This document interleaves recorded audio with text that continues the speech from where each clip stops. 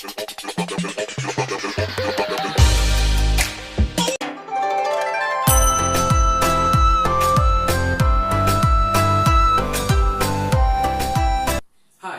I'm here to explain you about what is a rainbow and how it is formed. So, a rainbow is a spectrum of light or a natural spectrum of light which is formed by the water droplets. The word origin of rainbow is very unique. Like the name suggests what is its meaning. Rain means precipitation and bow means a semicircle. But actually, a rainbow is not a semicircle. A rainbow is a complete circle. But the problem is that we are able to see only the top part, because the bottom one is covered by the horizon or the ground or the earth, whatever we can say. So you get to know what is a rainbow. So a rainbow is formed of water droplets due to dispersion of light. We know that light is made up of many components or many different colors. White light is made up of many different colors. But Newton said that only 7 colors are easily distinguishable by our eyes.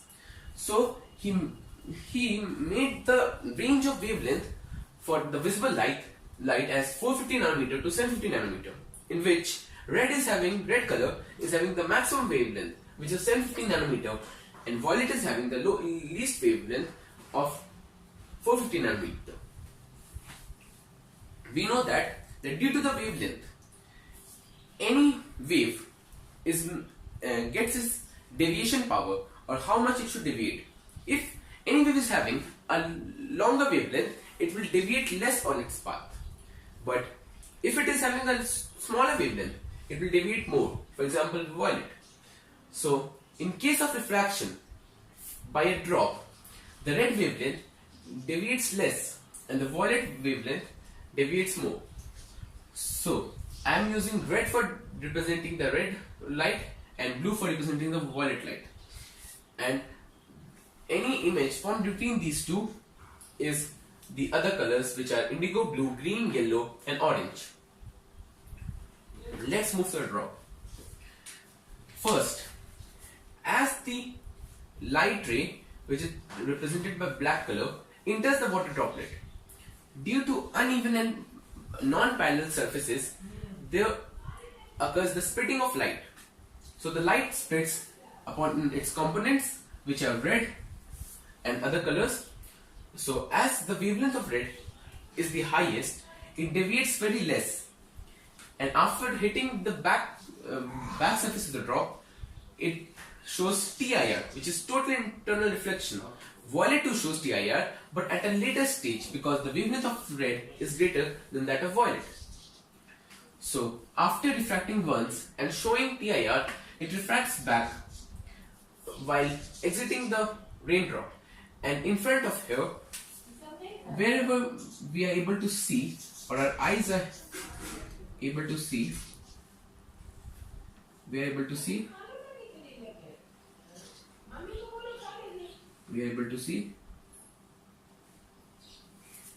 a spectrum of light, which is indeed the rainbow. So, what is special about a rainbow? I am telling you about a primary rainbow. There are different other stages in which the light might refract twice or shows TIR twice, and that these are called secondary rainbows. A rainbow can only happen in day. During sunrise or sunshine, as the red component of light is too high and the blue color is negligible, so the rainbow might be of a single color, monochrome, and it might be of red color. Blue colored rainbows are very less seen because blue is having very short wavelengths and the light is usually scattered in the sky. So let's move forward to the diagram. In the diagram, we see the black ray as the light ray, which is a white light, made of a white light, and after the first refraction, it splits into different components. I have drawn the only two components, which are red and blue, which are the highest and the lowest wavelengths for the sake of simplicity. So as it refracts, Due to dispersion, the different wavelengths move at different velocities and change their path according to it. So the red wavelength deviates less and the blue wavelength deviates more after refraction. So after refraction, in the backside ball of the raindrop, we see that both the wavelengths undergo TIR. So what is TIR? TIR. TIR stands for total internal reflection.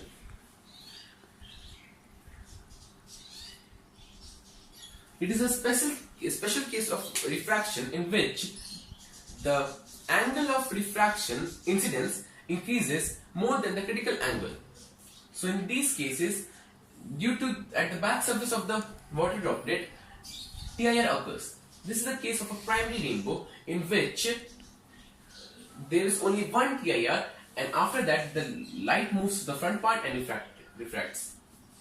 So after doing some mathematical calculations and differentiations, scientists are able to see that the angle between the light ray or the incidence ray and the emergent blue ray is 40 degree for blue wavelength, and the angle of deviation for the red wavelength is about 42 degrees.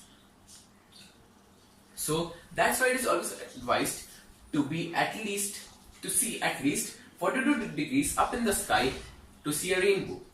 Do you know, if we are standing here, suppose if we are standing here,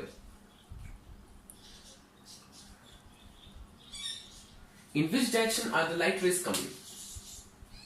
In which direction the light rays are coming from? The light rays coming from the opposite direction, and our eyes, we are looking this side.